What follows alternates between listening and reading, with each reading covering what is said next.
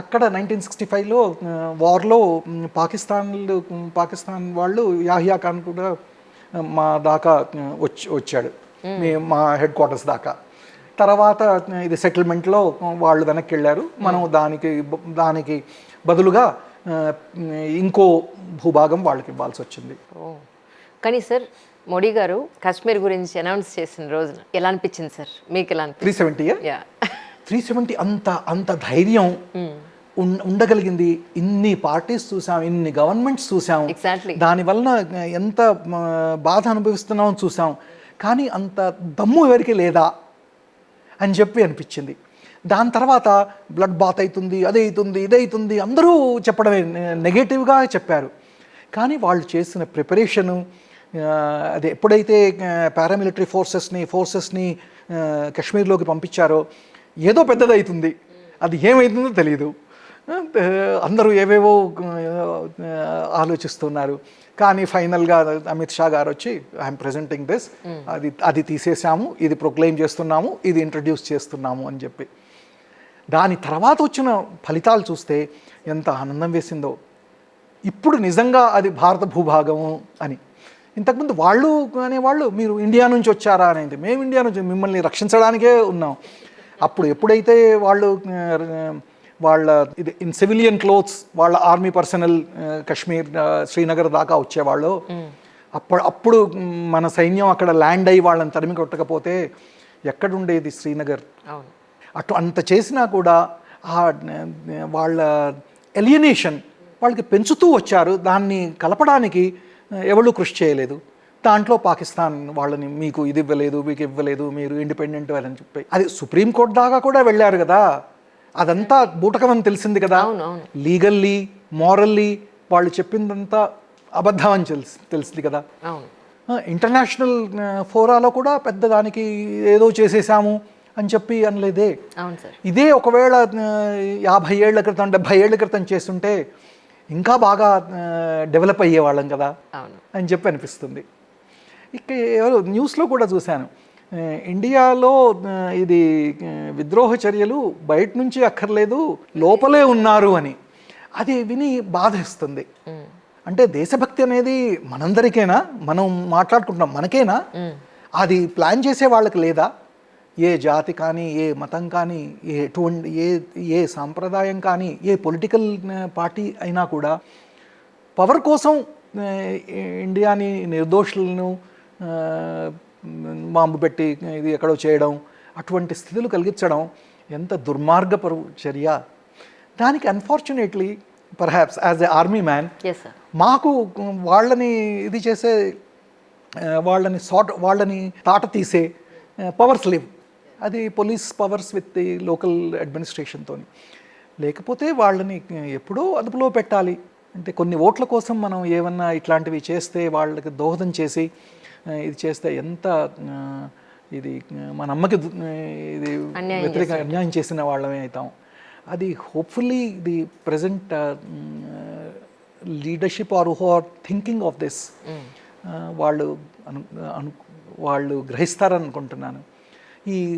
దీంట్లో కూడా మన సోషల్ మీడియాలో దేశాన్ని బాగు చేయడానికి మనం చేయాలి తప్ప అన్నీ నెగటివ్వి ఫోర్స్ చేసినవి ఫేక్ వీడియోస్ ఇచ్చేసి వాళ్ళని ఇది బెదరగొట్టడం కానీ, లేకపోతే వ్యతిరేక కార్యకలాపాలు చేయడానికి ప్రొవోక్ చేయడం కానీ అటువంటిది దట్ ఈస్ రాంగ్.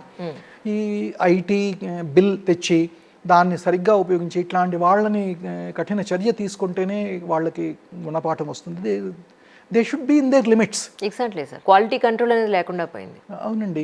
అది మనం ఎప్పుడు ఏంటి, ఇజ్రాయెల్లో ప్రతి ఒక్కడు యుద్ధరంగానికి వెళ్తాడు, వాళ్ళ ప్రైమ్ మినిస్టర్ జనరల్, అమెరికాలో అందరూ ప్రెసిడెంట్స్ అయిన వాళ్ళు ఆర్మీలో పనిచేశారు అని అంటాం. మనకి ఎందుకు అట్లా కాదు?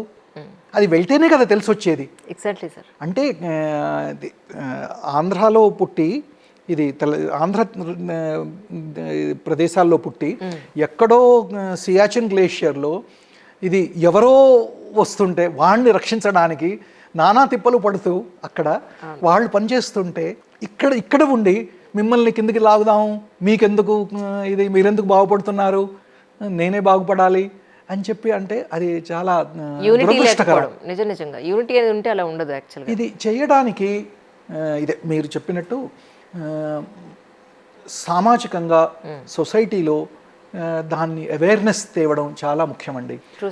టువర్డ్స్ దిస్ ఎన్సిసి లాంటి ఆర్గనైజేషన్స్ చాలా ఇది హెల్ప్ చేస్తాయి. పిల్లల్లోనే ఇవి చేస్తే పెద్ద అయిన తర్వాత వాళ్ళు బాగా అవుతారు. నేను యూట్యూబ్లో కొన్ని వీడియోస్ చూస్తూ ఉంటాను సార్. అంటే మీ దాని ఎగ్జాక్ట్ ఏమంటారో మీ టెర్మినాలజీలో నేను చెప్పలేకపోవచ్చు, నాకు తెలిసినది నేను చెప్తాను. పాకిస్తాన్ బోర్డర్ నుంచి ఎవరో వస్తారు, మన ఇండియన్ బోర్డర్ నుంచి ఎవరో ఆర్మీ నుంచి వస్తారు. వీళ్ళు మీసం మెల్లేస్తారు, తొడగొడతారు, కోపంగా చూస్తారు, నేను చంపేస్తానట్టుగా చూస్తారు. ఆ బాడీ లాంగ్వేజ్ ఏంటి, ఇద్దరు వస్తారు కానీ మళ్ళీ సామరస్యంగా షేక్ హ్యాండ్ ఇచ్చుకుని వెనక్కి వెళ్ళిపోతారు. ఈ వీడియోస్ అన్నీ యూట్యూబ్లో చాలా ఉన్నాయి యాక్చువల్గా. అది వాగా బార్డర్ అండి. వాగాలో ఇది అటారీ బార్డర్ అంటారు. ఇది లాహోర్కి అమృత్సర్కి మధ్యలో ఉన్న బార్డర్. అక్కడ జాయింట్ చెక్ పోస్ట్ ఉంది. ఓహో. అంటే జాయింట్ చెక్ పోస్ట్ అంటే ఒక గేట్, నా దగ్గర ఒక గేటు, మీ దగ్గర ఒక గేటు. అవునవును, చూసాను. అది మధ్యలో ఇది నా భారత ఇది జెండా ఇక్కడ, మీది పాకిస్తాన్ జెండా అక్కడ. ఇటు సైడ్ బిఎస్ఎఫ్ వాళ్ళు, అటు రేంజర్స్. వీళ్ళు జెండాని పొద్దున్న ఎగరేయడం, సాయంత్రం పూట ఇది కిందికి దించడం. అక్కడ ఇది చూడడానికి దీన్ని రిట్రీట్ సెరమనీ అంటారు. దానికి వచ్చేటప్పుడు చాలా మంది జనాలు, ప్రేక్షకులు వస్తారు. ఎట్లా అయితే సినిమాలో చిరంజీవి డైలాగ్స్ కొట్టి ఇది వాళ్ళని విలన్ని తంతే తప్ప వాళ్ళు తప్పట్లు కొట్టరు, అట్లానే ఏదో ఉండాలి. అమ్మో, అది చూస్తే వీళ్ళు అంతంత ఎత్తు వాళ్ళని తెచ్చి మీసాలు వేసి ఠక్ ఠక్ ఇంత ఎత్తున కొట్టి అవి చేస్తుంటారు. దాని వలన ఇది ప్రేక్షకుల్ని ఇది చేయాల్సింది తప్ప దానికి ఇది it is just a procedure that is done. Visitors వస్తారు అందుకని చెప్పి వీళ్ళు వేస్తారు, వాళ్ళు చప్పట్లు కొడతారు. There is no related with అంటే వాళ్ళ అఫీషియల్ వర్క్స్ లో ఇది ఒక భాగం కాకపోవచ్చేమో. ఇది అఫీషియల్ వర్క్ లోనే, అంటే భారతీయ జెండాని పొద్దున్న ఎగరేయడం, కింద తీసడం, అది వాళ్ళది.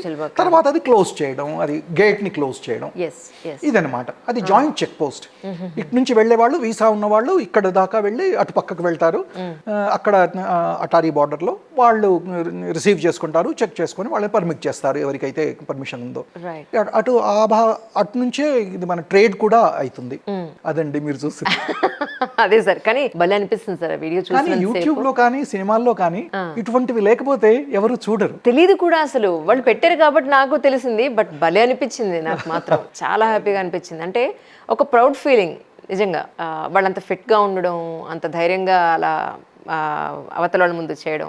నేను అటెండ్ చేశాను, అది బాగుంటుంది. అవును అవును.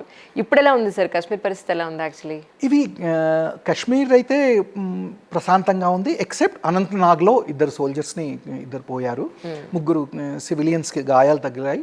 ఒక సివిలియన్ ఇది గాయాలతోని అది పోయాడు అనుకుంటా. అటు కుప్వాడాలో ఒక ఇన్సిడెంట్ జరిగింది. ఇవి తప్పించి అక్కడ కాశ్మీర్ ప్రాంతం బాగానే ఉంది. ఇటు జమ్మూ రీజన్లో ఎక్కువగా ఉగ్రవాదం, టెర్రరిస్ట్ యాక్టివిటీస్ ఎక్కువ అయ్యాయి. రియాసీ కానివ్వండి, రజౌరీ కానివ్వండి, ఇటుపక్క డోడా కానివ్వండి, ఇటుపక్క ఎక్కువ అయ్యాయి. దీనిని ప్రోత్సహించే వాళ్ళు ఉండేటగా వాళ్ళకి రిసోర్సెస్ సప్లై చేసి, వాళ్ళకి మందుగుండు సామాగ్రి ఇచ్చి, చైనీస్ వెపన్స్ ఇచ్చి, అమెరికన్ వెపన్స్ ఇచ్చి, వాళ్ళకి డబ్బులు ఇచ్చి, వాళ్ళని కాపాడడానికి భారత భూభాగంలోనే ఉన్న సింపథైజర్స్, వాళ్ళని ఓవర్ గ్రౌండ్ వర్కర్స్ అంటారు, వాళ్ళు ఉన్నంతకాలం వాళ్ళకి ఇది సేఫ్టీ దొరుకుతుంది. వాళ్ళు కావలసినప్పుడు వాళ్ళు అటాక్ చేయొచ్చు. దీన్ని చేయాలంటే ఇంటెలిజెన్స్ పెంచాలి, ఎక్కువ ఫోర్స్ ఉండాలి అక్కడ. దీని వలన ఎక్కువ చెకింగ్ చేస్తే స్థానియ ప్రజానీకానికి ఇబ్బందులు పెరగచ్చు. అట్లానే అయింది కదా, ఎలియనేషన్ పెరగచ్చు. కానీ దీన్ని ఆపాలంటే intelligence, firm handling and enhanced force levels అవి ఉంటే వీటిని చేయొచ్చు. కానీ ఇది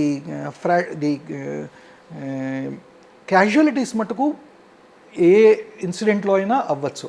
వాళ్ళకి సర్ప్రైజ్ ఉంటే, వాళ్ళు కొండ మీద నుంచి మనం ఇది కాన్వాయ్ వెళ్తుంటే వాళ్ళు బాంబ్ వేసిన రాకెట్ వేసిన ఫస్ట్ క్యాజువాలిటీ మనకే అవుతుంది. కరెక్ట్. తర్వాత క్విక్ రియాక్షన్ టీమ్స్తో దాని మొత్తాన్ని చుట్టుముట్టి దాన్ని సెర్చ్ చేసి వాళ్ళు ఫైర్ చేసినప్పుడు మనం ఫైర్ చేసి వాళ్ళని చేయాలి.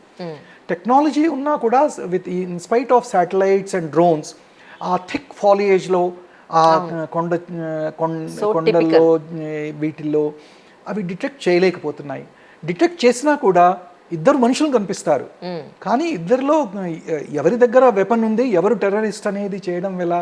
ఎగ్జాక్ట్లీ. ఇది గొర్రెలు కాచుకునే వాళ్ళు, కాపర్లు అక్కడ తిరుగుతూ ఉంటారు. కరెక్ట్. కాబట్టి యాక్చువల్గా తెలిసి పిన్ పాయింట్ ఇన్ఫర్మేషన్ వచ్చి వాళ్ళని న్యూట్రలైజ్ చేస్తేనే మనకి మంచిది.